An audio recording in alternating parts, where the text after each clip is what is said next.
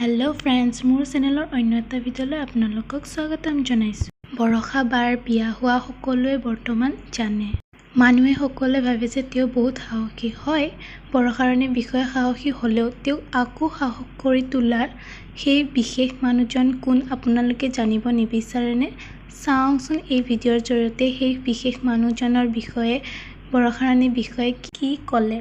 আৰু লগতে তেওঁ যিহেতু অভিনয় জগতৰ মানুহ, তেওঁৰ এটা বিশেষ সংলাপ আমি চাওঁ আহক।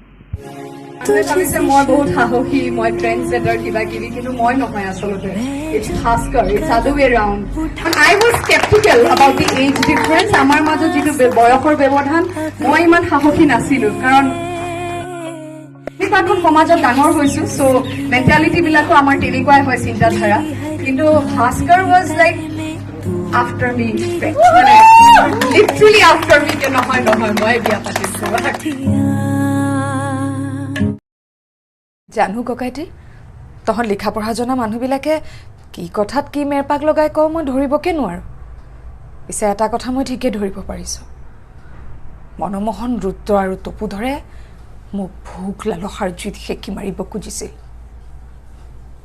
আৰু তই ককাইটি মোক ৰস দিবলৈ আহি মোৰ কামিহাৰ কেইডালতো বিহ ঢালি দি গ'লি।